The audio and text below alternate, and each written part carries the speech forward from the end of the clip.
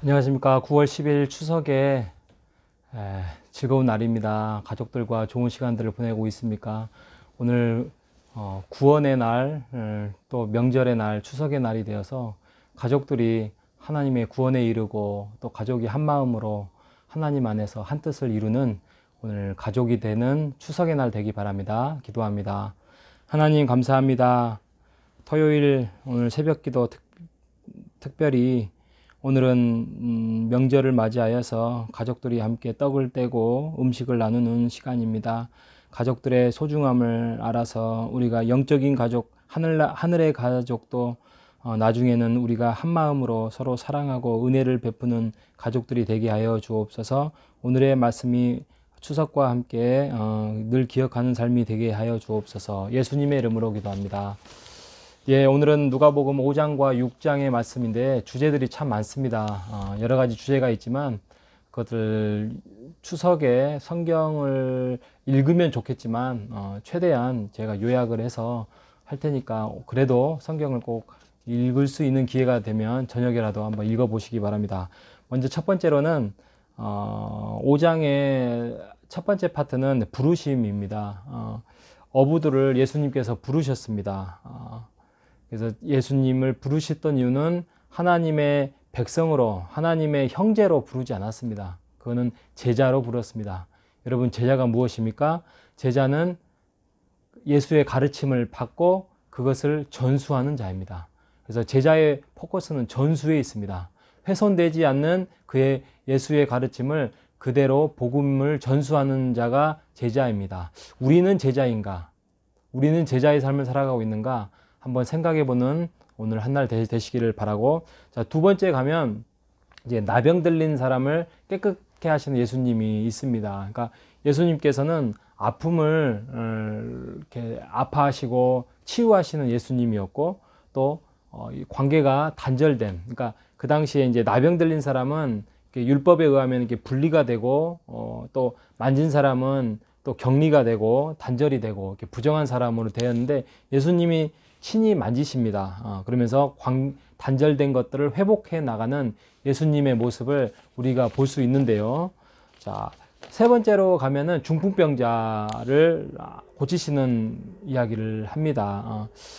중풍을 치유했다를 뛰어넘어서 죄를 사해 주셨다라는 표현이 나오는데요. 이게 바로 하나님의 아들만이, 하나님의 능력, 하나님의 아들의 능력만이 할 수 있는 죄의 사함을 용서할 수 있는 능력이라는 거죠. 그래서 우리의 죄의 문제, 우리의 구원의 문제는 해결할 수 있는 방법은 이제는 오직 예수 그리스도 외에는 방법이 없다. 율법, 나의 삶, 나의 성실, 나의 선함, 이런 것이 될 수 없습니다. 우리는 태어날 때부터 죄인이며 우리의 그 죄 속에서 우리는 잉태되었고 그 죄의 문제를 우리가 선하게 살 수는 있어도 100% 살 수는 없고 우리가 그 죄의 문제를 해결할 수 있는 분은 예수님이다. 그리고 예수님만이 죄를 사해 주신다. 이렇게 우리가 정리해 봤으면 좋겠습니다. 그리고 6장의 마지막 부분에 가면 레위를 예수님께서 부르시는 장면입니다. 5장이죠, 5장. 5장의 마지막 부분에 가면 레위를 부르셔요. 이 레위를 불렀다는 것은 한마디로 말하면 이런 겁니다. 그 전두환 전 대통령이 이제 돌아가셨는데 특히 이제 전 국민이 전두환 대통령에 대해서는 안 좋아하죠. 근데 갑자기 예수님이 오셔서 전두환 대통령을 제자로 불렀다는 거예요. 그래서 사람들이 다 기절초풍하는 것처럼 이 마태는 부를 수 없는 존재예요. 왜냐하면 그는 변절자고 그는 악인이고 그는 혈세를 거두면서 동족의 피를 빨아먹는 아주 악랄한 자를 제자로 불렀다는 거예요. 사람들은 납득되지 않지요. 근데도 예수님께서 그를 부르셨다는 거예요. 그게 무슨 말이냐면 과거에는 우리가 어떠한 형상에 매여서 그것을 헤어나오지 못해서 그냥 고정관념 또 선입견으로 이게 살지만 이제는 낡은 옷, 낡은 부대 또 묵은 포도주는 이제는 버리고 과거의 전통과 편견과 선입관을 버리고 새 시대, 새 부대, 새 옷, 새 포도주를 시작돼야 한다. 그러니까 이 신약에 와서 특히 오늘도 살아가는 게 보면 우리가 뭔가를 하나에 딱 고착화되는 경우가 있어요. 내가 알고 있는 거, 내가 배웠던 거, 내가 가지고 있는 성경관, 내가 가지고 있는 율법관, 이런 걸 가지고 우리의 신앙생활을 고착화되는 것이 이게 다라고 생각이 드는데, 오늘날도 성경은 날로 지금 재해석이 되어져야 되고 나아가고 있습니다.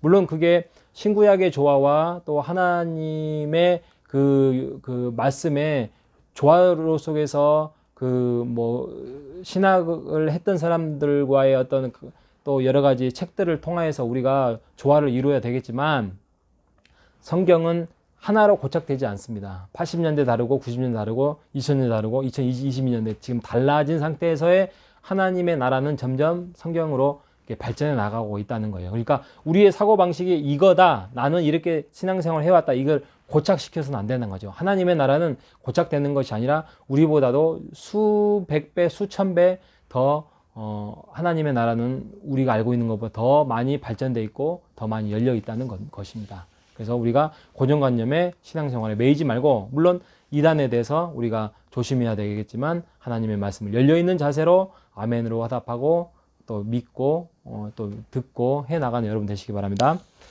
예, 6장에 가면 안식일의 주인은 예수님입니다. 그러니까 그 당시에 안식일은 토요일인데 예수님이 이제 오셔서 주일로 바꿔버리는 작업을 합니다. 그래서 안식일이 옛날에는 율법을 만들어서 안식일을 지키는 그 39개조를 또 만들어서 이렇게 율법을 지키거든요. 근데 예수님 그런 거 필요 없다. 안식일의 주인은 예수 그리스도 나다. 그래서 생명을 살리는 일, 고치는 일에 대해서는 이것은 그게 안식일이라 할지라도 율법을 깨지 않는다 이야기를 하고 있습니다. 그래서 참된 안식은, 참된 평안은, 참된 주일은 주 안에서 주의 형제들과 함께 먹고 마시고 또 교제하고 평안을 누리는 거, 이게 안식이죠. 그래서 우리가 주일날 예배 드리면서 1부 예배도 드리고 2부 예배도 드리고 성도들과 함께 교제하고 신방도 하고 이런 것입니다. 자, 그래서 제자의 모습을 이야기합니다. 제자는 아까도 이야기했지만 예수님께서 이제 12명의 제자들을 선택하셔서 이제 진정한 제자의 삶을, 하나님의 나라에 대해서 너희들이 버릴 때는 버릴 수 있어야 되고 내려놓을 때는 내려놔야 된다. 근데 너희들의 그런 삶이 살아갈 때에 나중에 하늘의 상이 클 것이고 하나님의 나라를 소유할 것이다 라고 이야기를 하면서 겸손하고 사랑으로 또 다른 사람들을 위로해라 라고 이야기를 하고 있습니다. 그래서 어떠한 마음으로 가냐면 원수를 사랑하라, 이웃을 사랑하는데 원수 사랑할 수 있습니까? 없죠. 우리는 사랑할 수 없습니다. 방향을 그렇게 가야 됩니다. 우리가 준비된 만큼, 내가 단련된 만큼, 하나님이 주신 만큼 우리가 원수를 사랑하는 방향으로 가야 됩니다. 왜 그러냐면 예수님께서 우리가 죄인이었을 때, 뭔 말이죠? 우리가 원수였을 때 우리를 사랑하셨기 때문에 우리는 예수를 닮아가는 제자의 모습으로, 자녀된 모습으로 우리도 원수를 사랑하는 마음으로 그렇게 점진적으로 조금씩 앞서가야 됩니다. 복수를 한다고 해서 해결되지 않습니다. 여러분, 사랑만이 그 문제를 해결할 수 있고, 나는 할 수 없지만 예수님이 우리에게 주신 사랑과 은혜로 우리가 해결할 수 있는 것입니다. 그래서 우리가 가지고 있는 내 눈 속에 있는 들보를 가지고 다른 사람의 티를 가지고 너무 나무라지 마라 이거죠. 우리가 다른 사람에 대해서 여러 가지로 좀 판단하고 또 지적합니다. 그런데 우리가 판단보다는 이해를, 또 지적보다는 받아들이는 모습으로 사랑의 마음으로, 이해의 마음으로 가는 것이 예수님이 하나님 나라에 가는 제자의 모습이다라고 이야기를 하면서, 마지막으로 듣고 행하는 자와 듣고 행하지 않는 자의 갈림길이 있는 것입니다. 그러니까 같은 말씀을 듣습니다. 듣는데 그것을 행하는 자와 행하지 않는 자로 갈립니다.